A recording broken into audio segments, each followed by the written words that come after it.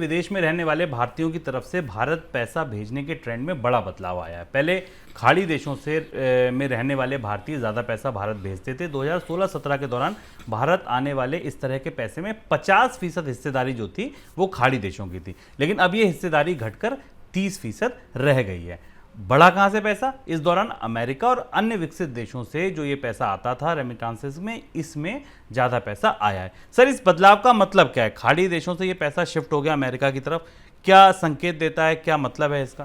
शुभम, ये भारत के विदेशी मुद्रा भंडार की दृष्टि से, भारत के विदेश में काम करने वाले लोगों की दृष्टि से बहुत महत्वपूर्ण और काफ़ी अर्थपूर्ण ट्रेंड का चेंज है। रिजर्व बैंक की जो रिपोर्ट आई है, रिजर्व बैंक फॉरेन रेमिटेंसेस पर एक रिपोर्ट जारी करता है, उस रिपोर्ट में ये जानकारी दी गई है। पहली चीज़ तो हमारे लिए जानना ज़रूरी है कि भारत में विदेश से आने वाली जो रेमिटेंसेस हैं, जिनको इंग्लिश में रेमिटेंस कहते हैं, विदेश में रहने वाले काम करने वाले लोग, चाहे वो छोटे कामों में या सेमी स्किल्ड या लो स्किल्ड चीज़ों में पेशों में काम करते हों, या विदेश में रहने वाले जो उच्च शिक्षित और टेक्नोलॉजी और आईटी कर्मी हों, वो जो पैसा देश में भेजते हैं, उस पैसे को सर्विसेज के खाते में डालकर भारत के विदेशी मुद्रा भंडार के एक महत्वपूर्ण हिस्से के रूप में देखा जाता है। पिछले साल का जो आंकड़ा हमारे पास है, उस हिसाब से करीब करीब 89 बिलियन डॉलर इस रास्ते से भारत में आए, जो जीडीपी का 3% है, यानी भारत के जीडीपी का लगभग 3% है। और इस विदेशी मुद्रा के प्रवाह ने भारत के करंट अकाउंट डेफिसिट को कम करने में और उसे थामने में मदद की है। और ये मदद खासतौर से उस वक्त पर मिली है जब भारत में का निर्यात रुका हुआ था। कोविड के कारण काफ़ी भारत के विदेशी मुद्रा भंडार पर असर था, आयात की महंगाई बढ़ रही थी। पहली चीज़ तो ये कि जितना महत्वपूर्ण हमारे लिए विदेशी निवेश है, जितना महत्वपूर्ण पोर्टफोलियो इन्वेस्टमेंट है, उतना ही महत्वपूर्ण भारत में आने वाले ये डॉलर हैं जो विदेश में काम करने वाले लोग भेजते हैं। तो ये समझना ज़रूरी है। दूसरी चीज़, ये जो शिफ्ट हो रहा है, जोग्राफिकल शिफ्ट यानी भौगोलिक शिफ्ट है, ये बहुत सारी नई चीज़ें बताता है।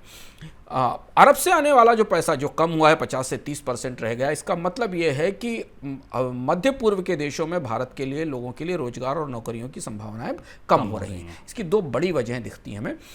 अरब के देशों में जो रीबिल्ड हो रहा था ऑयल के बूम के कारण, कंस्ट्रक्शन की एक्टिविटीज़ बढ़ाने के कारण, बाकी चीज़ों के कारण, वो सब रुक गया है।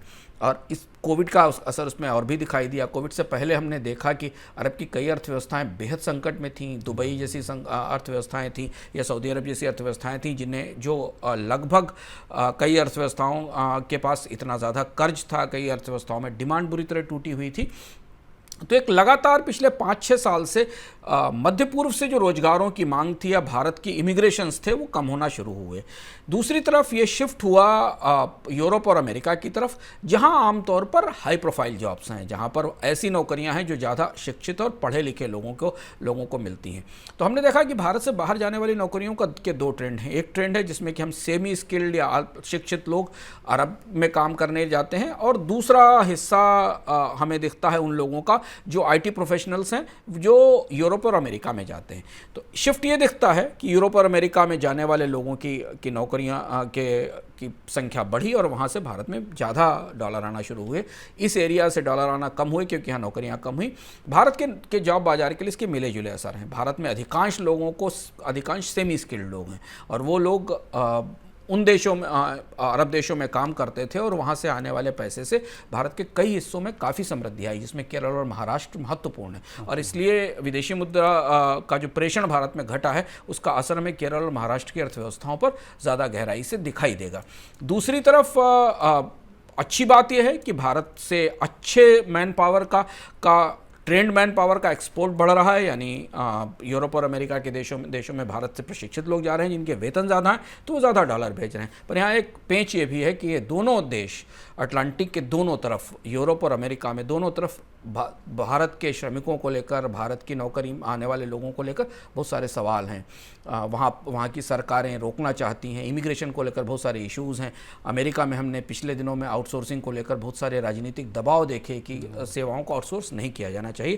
तो ये परिस्थिति है, लेकिन ये पैसा भारत को हर हाल में चाहिए। भारत के लोगों को बाहर नौकरी करना होगा, क्योंकि 80-90 बिलियन डॉलर साल का एक बड़ा अमाउंट है। यानी अगर आप भारत के इंपोर्ट के हिसाब से देखें शुभम, 60 से 65 बिलियन डॉलर का सालाना इंपोर्ट मंथली इंपोर्ट भारत करता है, तो 1.5 महीने के इंपोर्ट के बराबर की राशि है साल भर में। जो विदेश में रहने वाले लोग साल भर में भारत भेजते थे।